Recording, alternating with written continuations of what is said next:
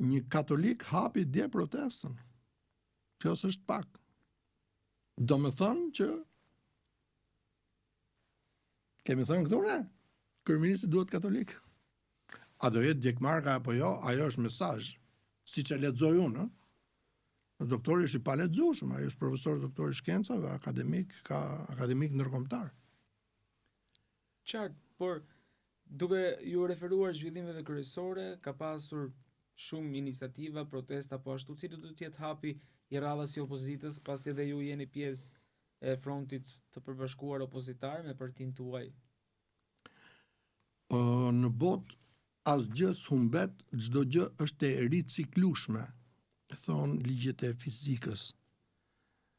Me datën 20 paralajmëroi zoti Berisha që mund të jetë protesta që mund t'i thotë Ramës ose bëj tavolinën përpara datës 20, edhe nuk do ketë nevojë për molotov, shashka apo fishekzare të forta, ose po filloj protesta me datën 20, do të përkoj me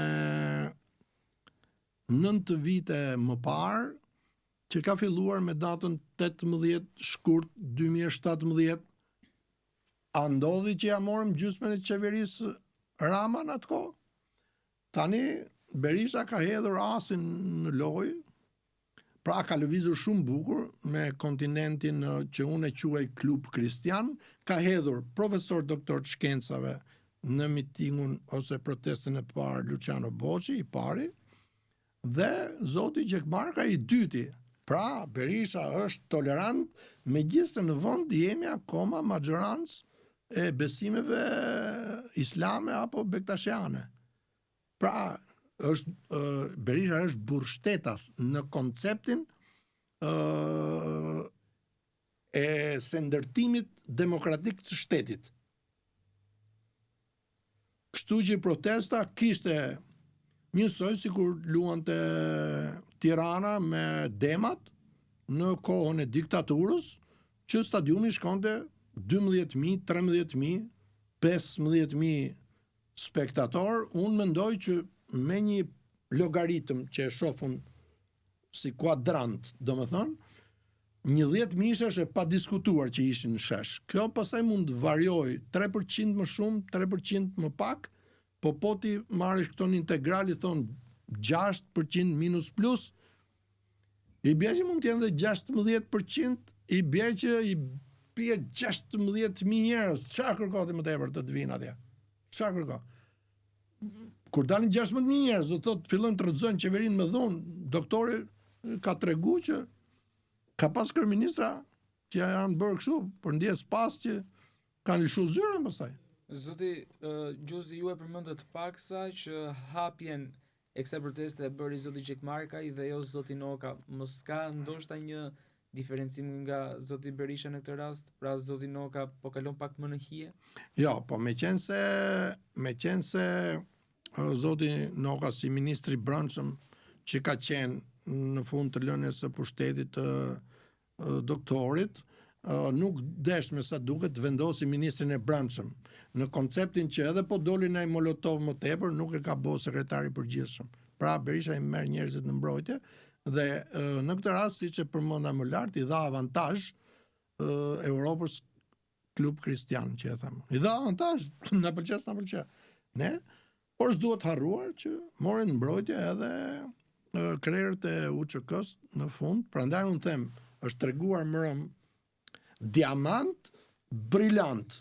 Ai që nuk e ka frikë diamantin që të pret, vetëm nëse ka kontrollin në Shqipëri, nuk e di që mund të ketë prerje me infra të kuqe. Akoma se di, se vetëm ajo është më lartë se sa diamanti, si prerës. Pra, Berisha të pret. Imagjinoje kur është dhe dikush tjetër aty, nuk është rasti im, po opozita e gjitha që kërkon ai ta bashkojë dhe hodh dhe idenë që është bashku, tha, SBA Britani me BRSS-n e Stalinit. Do më thënë, i bie disa njerëzve që janë marksista, i tha, hajdeni këtu, se vetëm s'keni që të bëni me 1, 2, deri në 4 deputet. Pra u treguaj hapur mbram. Zoti Gjuzi, ju dhe partia juaj jeni diferencuar gjithmonë dhe jeni distancuar nga Molotovët. Dje pati hedhje Molotovësh. Si e komentoni? Mendoj që pranaj nuk del aty të flasë një Tiranas kur ka Molotov. Se i thonë të shtëpia prindërit që shiko, po të ketë Molotov, mos dil me fol. Nuk mund të kem koment tjetër përveç se kësaj. Shpresoj që me datë 20 do të ketë folus, do të ishte shumë mirë, që të kishte një folus Tiranas, por jo unë, e theksoj këtë, se i takon që të hapë Partia Demokratike protestën. Ajo është partia më e madhe opozit, ka rezistuar, ka ndash me e prish, me e fundos, pa fundos, edhe i bi edhe një 24 vjet me qenë Berisha aty. Se ai ka thonë që unë do jetoj më shumë se gjyshi 105 vjet, do të i bie 106. Zotë Gjuzi, çfarë do të ndodh në 20 shkurt? Mund të jetë një nga skenarët instalimi i një çadre apo greve urie? Ne kemi tregu me Dibranin Lulzim Basha që ne ta marrim gjysmën e qeverisë. Kur them ne, 33 parti politike. Doktori ka pas në tavolinë 26. Nuk i ka qua akoma 33. Po të vinde këto partitë e tjera, që quhen të reja, që kanë mandate, data 20, e ritheksoj. Topin mbrom, Sali Berisha ja ka hedhë të këmbët si gjyle e Diramës. I ka thonë, ose merë gjylen, ju e dini gjylen, e të burgosurve në mes jetë. Që i venin gjyle që mos tiknin me vrap, apo ja? Ja ka hedhur gjylen e Diramës, mbrom. Në moment që i filluan këto, të thuja, Molotovët, unë vetë, me gjithë grupin konservator, që jemi ne, nuk jemi shumë, pa i sa jemi, thash hajde në këtu largohemi ne, se të shkojnë të tjerët, pastaj digjet policia, digjet futesh në situatë kriminale. Ju e patë më, gazetari, kolegu juaj, ose moderatori, Ariana Simja, e pa, që mori një goditje. Ajo është shqiptar amerikan, kë godet, o polici, o Edi Rama, qa bën? Pastaj tjetra. Ma mënd karambolin e deputetit të Korsës edhe godet polici me shkop gome. E pa, bishgës i them ki kujdes, o Gjirokastrit. Se Gjirokastritët nuk rajnë me shkop gome. Kanë fjallën. Mos shkon deputetit të shtrojnë në spital, është e rëndë. Po përgjegjësia nuk është maksimale zëvendës drejtorit të policisë. Shtetit. Përgjegjësia është gjithmonë e kryeministrit. Ani se ku ai ndodhet dhe ku është.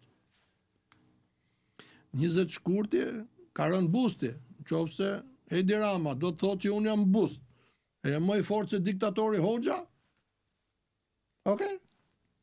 Për nga gjatësia e kalon. Që duhet me arë kavo, se vinë ka njerëz në Tiranë që vinë hypin aty sipër, kalati branche edhe, dhe vjen kavo në kokë, po erdhi punat e kavo, pastaj s'ke kohë as për bisedime. Zotë Gjuzi, dje në protestë rroqi vëmendjen edhe prania e zotit Salianit. Çfarë treguesi është ky? Më vjen keq sa ai është ka kaluar kohë në një vap fier.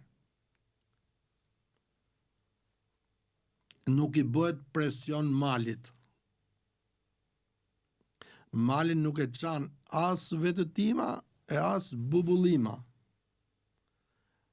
Ani se kush e ndez vetëtimën dhe bubullimën. Që merr pjesë në protest, ai tregon që unë kam dhënë për këtë subjekt, po ai subjekt i ka bërë familjarët e tij kryetar komunash. Nuk mund të marrësh me zor mandate në PD pasi ke shpërdorur foltoren e PD-s. Më lejo të them që në këtë moment, nëse do të ishte antar i partisë konservatore dhe do të bënte këtë lloj digresioni, unë do ta çoja në gjykatë për përdorim stampa vula. Se stampat dhe vulat përdoren me vendime të kryesive të degve apo asambleve Ne kemi asamble, Partia Demokratike ka me deg. Është shkelje, zoti Saliani. Në protest bën shumë mirë që vjen, e kam thënë këtu te ju, një vend pune në Partinë Demokratike, minimalisht, po e them kështu atë çik fare, te zyra e protokollit, po jo si shefi protokollit, se ai është dënuar për falsifikim dokumentash apo jo, dhe deklaratash. I duhet se dhe ai duhet të jetojë me gjendjen e tij se i është hequr mandati. Heqja mandatit është heqje financash. Plus që ai ka patur një përplasje shumë të fortë me rilindjen. Pra, nuk duhet parë si përjashtimi i djalit, po duhet thënë vendi jot është në obor, atje. Ose të zyra që të themun e protokollit, atje. Jo duke i dhënë përgjegjësi. Pse? Nuk ka shkuar në Strasburg për të ankemuar dënimin 1 vjeçar. Është sjell mirë në Jevap, ka dalë përpara kohë, apo jo? Ky quhet shteti i drejtës. Por ka një dënim. Dhe për dënimin i cili nuk mund të jetë, e them edhe këtë, por duhet të shkojë në të gjitha shkallët e gjyqësorit, se ka qenë deputet i Partisë Demokratike. Shumë mirë që ishte edhe, po të vesh re ka një mendim komunist, paksa. Po të vesh re, pak njerëz janë që e rrethojnë. E lën vetëm e vini re. Mediat interesojnë, kryesisht janë media me fokus majtas, që i vendosin mikrofonin. Për mua nuk ka media majtas djathtas, media duhet bëj punën e vet. Shumë mirë bën Saliani që vjen atje, por duhet të nënshtrohet strukturës. Qartë.